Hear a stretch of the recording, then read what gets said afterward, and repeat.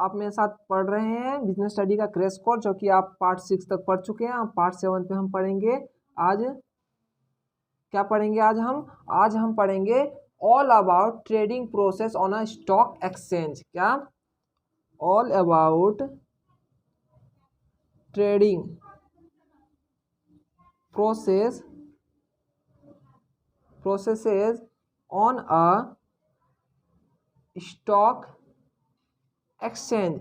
Stock exchange मतलब मैंने कहा था कि स्टॉक एक्सचेंज का दूसरा नाम ही क्या होता है? Secondary market. सेकेंडरी मार्केट बोल लीजिए, ये आप बोल लीजिए स्टॉक एक्सचेंज, बात एक ही हुआ। तो आज हम पढ़ेंगे कितने ज़्यादा से ज़्यादा आपका 10 स्टेप होता है स्टॉक एक्सचेंज में, आप कैसे प्रोसेस कर सकते हैं अपने ट्रेडिंग को, ठीक है। लेकिन रियल ज़िंदगी में ऐसा कुछ नहीं होता है, जैसा कि आप जो मैं पढ़ाऊंगा ऐसा कुछ नहीं होता है। आजकल क्या होता है, जैसे ग्रो अप, जीरोधा सब ऐप है, वो आपको फटाफट आपको क्या कर देता है, बाइंग और सेलिंग में मदद कर देता है आपको। मतलब आपका जो, जैसे आप डीमैट अकाउंट खोलते हैं, अगर ऑनलाइन खोल रहे हैं 2-4-5 मिनट में आपका डीमैट अकाउंट खुल जाता है, वहीं पे अगर ऑफलाइन खोलने 1-2 दिन लग जाता है। तो आपका जो आप जो ये पढ़ेंगे, इससे हकीकत से कोई वास्ता नहीं है, क्योंकि जो आप पढ़ते हैं एक्चुअली में ऐसा होता कुछ नहीं है, ठीक है। तो आज हम पढ़ेंगे all about trading process of stock exchange. तो अब आज चलिए स्टार्ट करते हैं। तो before selling the securities through stock exchange, the companies have to get their securities listed in the stock exchange. क्या मतलब हुआ इसका, जो मैंने इतना बड़ा लाइन लिख दिया? मतलब है इसका कि before selling the securities through stock exchange, जो आप मतलब कि सेलिंग करने से पहले जितनी भी कंपनियां होती है वो अपने आप को किस, तो इसका मतलब ये है कि किसी भी कंपनी को अपने शेयर्स को या सिक्योरिटीज को स्टॉक एक्सचेंज में परचेस या सेल करने के लिए सेबी में या फिर स्टॉक एक्सचेंज में क्या कराना पड़ेगा, उसे अपनी कंपनी को लिस्टेड करवाना कंपलसरी है। इसीलिए इसमें लिखा है before selling the security through stock exchange, the companies have to get their stocks security listed in the stock exchange, ठीक है।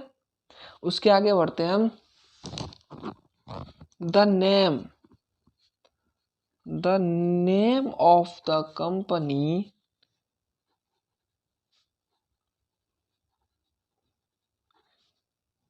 is included in listed securities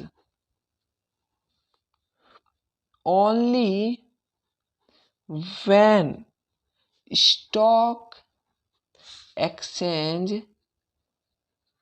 authorized are satisfied with the financial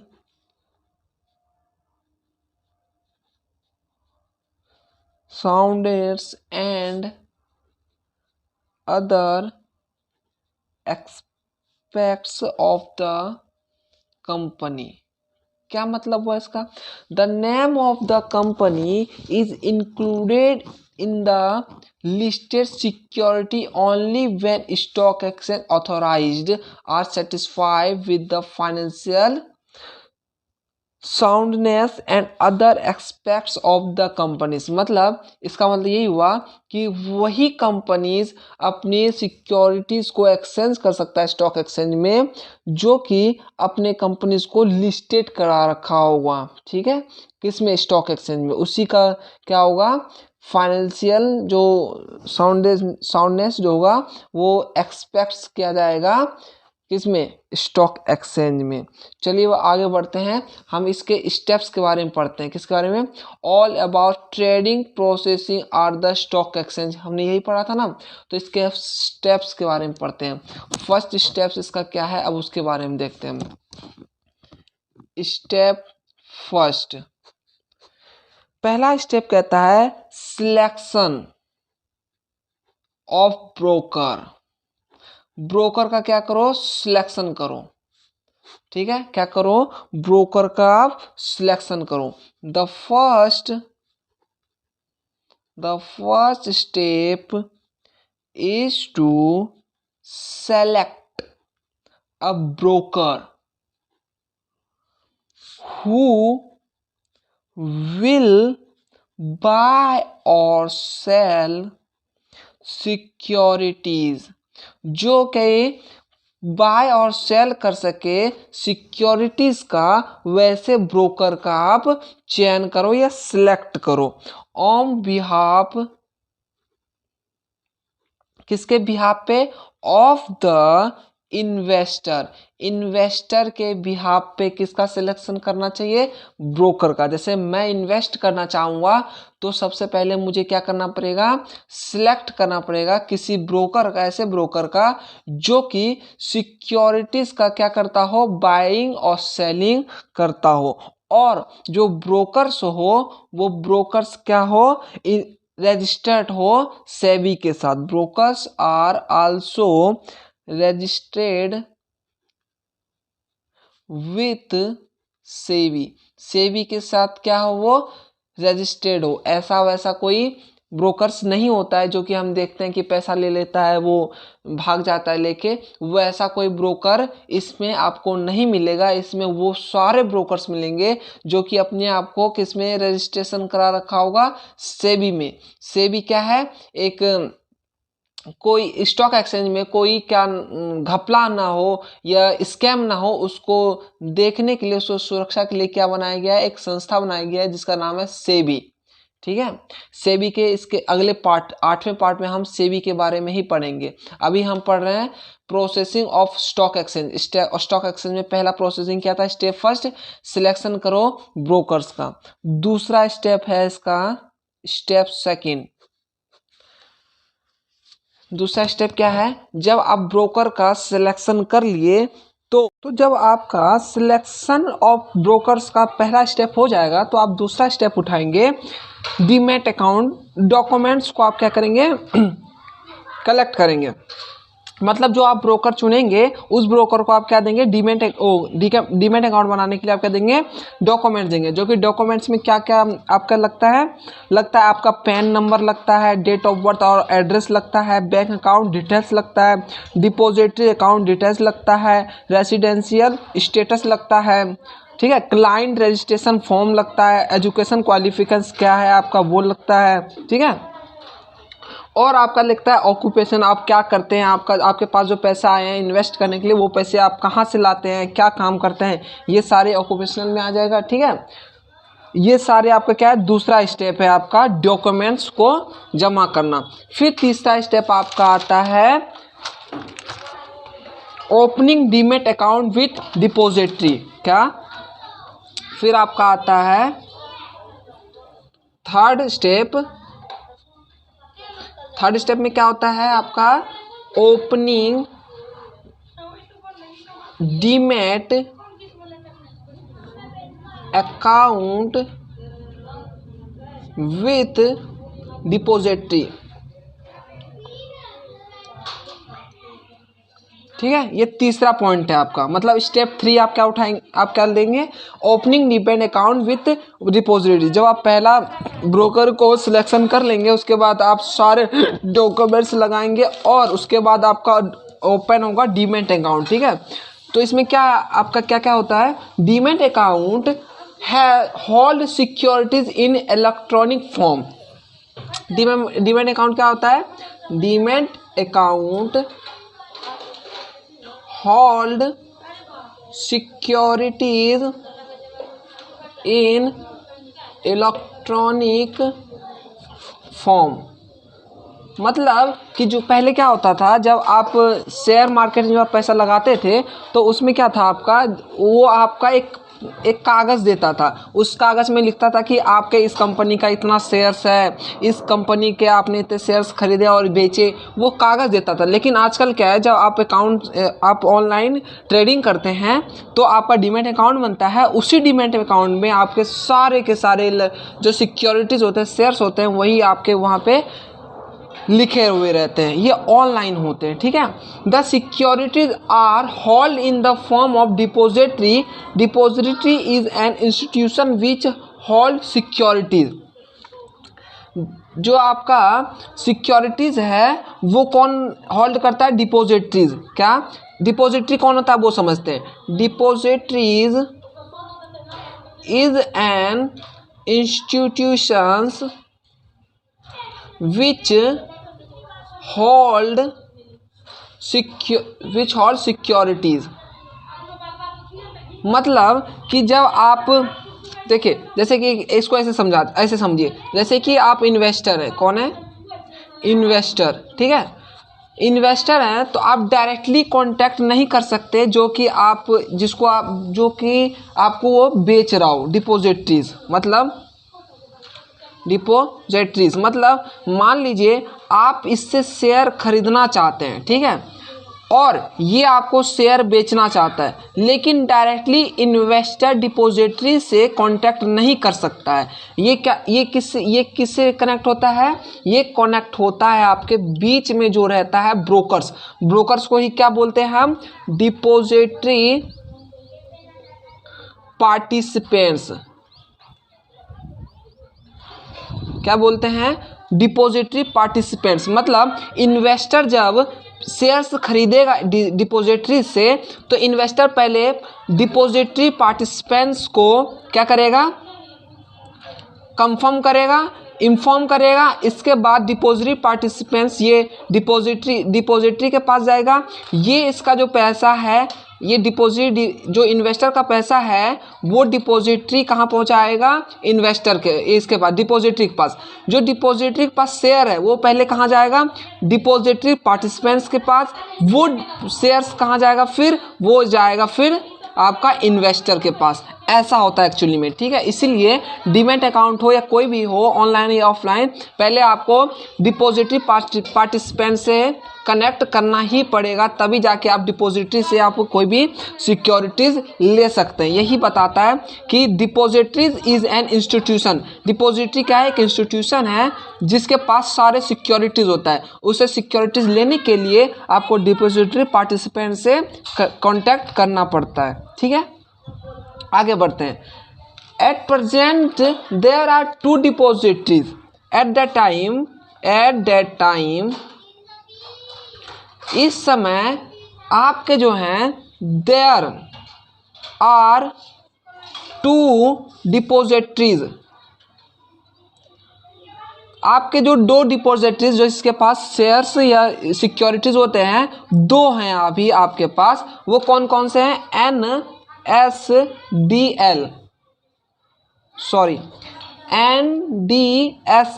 पहला है आपका NDSL, जिसका full form है आपका national securities depository limited, ठीक है। आपका जो इस समय डिपोजिटरीज जो है 2 हैं। कौन कौन से हैं? एक है NDSL, जिसका फुल फॉर्म होता है नेशनल सिक्योरिटी डिपोजिटरी लिमिटेड, और दूसरा है आपका CDSL। क्या है आपका? CDSL, जिसका नाम है सेंट्रल डिपोजिटरीज सिक्योरिटीज सर्विस लिमिटेड, ठीक है। तो इस समय आपका जो 2 डिपोजिटरीज है उसका नाम क्या है? NDSL, CDSL। NDSL मतलब नेशनल सिक्योरिटी डिपोजिटरीज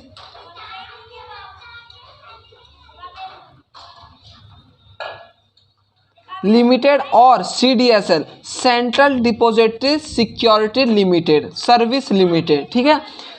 इसके बाद बढ़ते हैं, depositories interact with investor through depository participant only. अभी मैंने बताया ना कि जो इन्वेस्टर है वो डायरेक्टली कांटेक्ट नहीं कर सकता डिपॉजिटरी को, इसलिए किसके द्वारा, किसके थ्रू करता है, वो डिपॉजिटरी पार्टिसिपेंट्स के द्वारा वो क्या करता है, शेयर्स को या सिक्योरिटीज को परचेज करता है या बाय करता है। तो इसका कैसे लिख सकते हैं, depository interact with investors through, किसके द्वारा वो होता है, तो डिपॉजिटरी पार्टिसिपेंट्स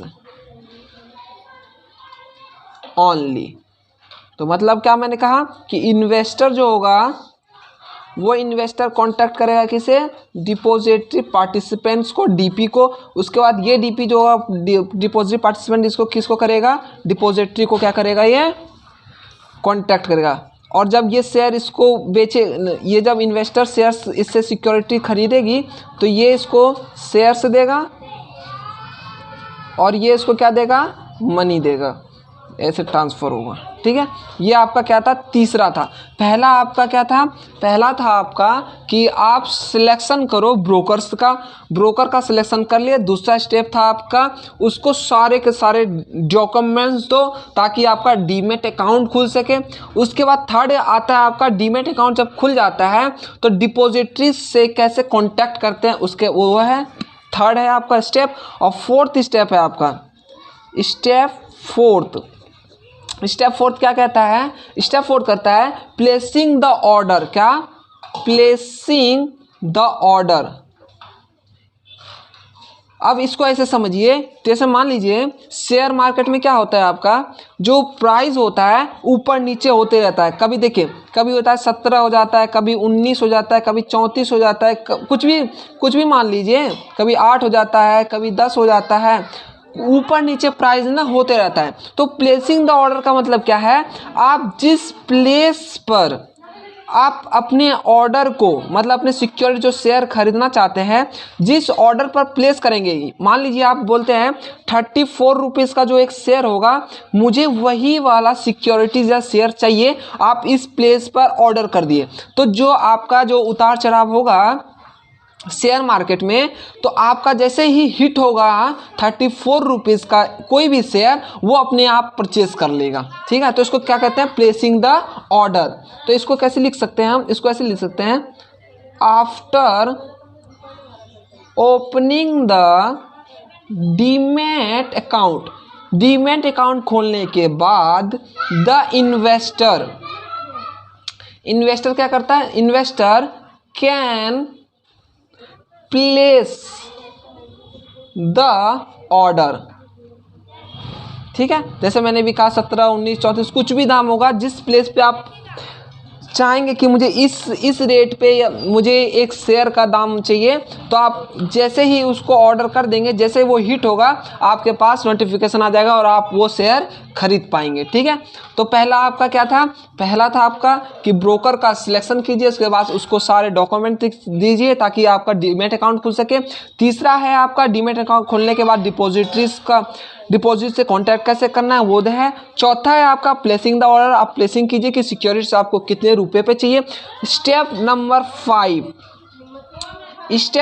5 क्या कहता है, broker match the share and best price. आप जो ब्रोकर का फर्स्ट स्टेप में चयन किए हैं उसके द्वारा क्या होना चाहिए, broker match the share and best price. मतलब जो आपने चयन किए हैं, जो प्लेसिंग किए थे ऑर्डर, उस पे ब्रोकर को क्या होना चाहिए, ब्रोकर को होना चाहिए कि मैच करे शेयर का बेस्ट प्राइस पे, कि कितना और बेस्ट प्राइस होना चाहिए इस शेयर का, उसको क्या करना चाहिए। स्टेप नंबर 5 में आता है कि ब्रोकर को आप चयन करना चाहिए कि कौन सा शेयर सही रहेगा इस रेट पे, ठीक है। तो इसको कैसे लिख सकते हैं, इसको ऐसे लिख सकते हैं, the broker will then go online and connect to the main stock exchange and match the share and best price available. समझ गए होंगे कि जो आपने प्लेसिंग किए थे ऑर्डर, उसका ब्रोकर्स को क्या होना चाहिए कि बेस्ट प्राइस पे जो शेयर ऑनलाइन मिल रहा हो स्टॉक एक्सचेंज में, उसको मैच करके आपको वो दे। ठीक है, ये स्टेप नंबर 5 था आपका। अब स्टेप नंबर 6 पे चलते हैं, जो कि है आपका एग्जीक्यूटिंग ऑर्डर। क्या, जो कि स्टेप नंबर क्या आपका, स्टेप नंबर 6 है। क्या आपका स्टेप नंबर 6? स्टेप नंबर 6 में क्या है, जब आप प्लेसिंग कर दिया ऑर्डर और ब्रोकर्स ने क्या किया, बेस्ट प्राइस पे आपका शेयर को चयन किया, मतलब कलेक्ट किया और आपको दे दिया। उसके बाद आपका क्या होता है, एग्जीक्यूट होता है। एग्जीक्यूटिंग ऑर्डर, एग्जीक्यूटिंग ऑर्डर मतलब क्या है कि when the shares can be bought और sold at the price mentioned, it will be communicated to the broker terminal and the order will be executed electronical. The broker will issue a trade confirmation slip to the investor। मतलब जब आपका placing order हो गया, broker ने अच्छे price पे आपका share को क्या किया, कलेक्ट कर लिया, उसके बाद आपका एग्जीक्यूटिंग ऑर्डर आता है। इसका मतलब है कि आप जब शेयर्स को खरीद लिए तो आपका क्या आएगा, एक ट्रेड कंफर्मेशन स्लिप आएगा। क्या आएगा, एक ट्रेड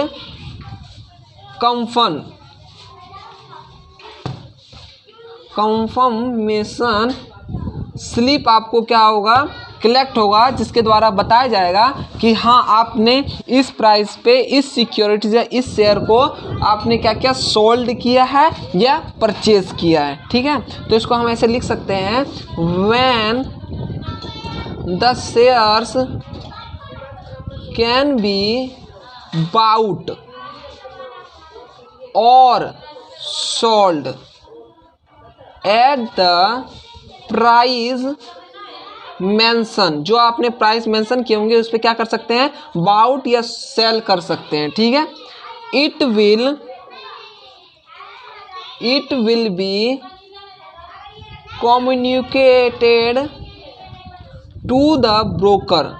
किससे ये कम्युनिकेट होता है, ब्रोकर से, terminal, and the order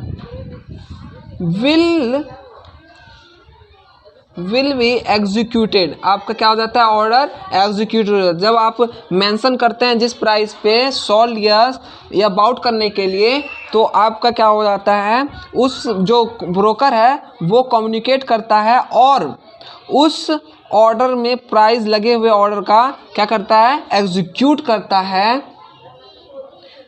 execute होता है इलेक्ट्रॉनिकल मतलब ऑनलाइन क्या करता है, एग्जीक्यूट। द ब्रोकर, फिर क्या होता है, द ब्रोकर विल इशू। जब आप प्राइस को क्या कर दिए,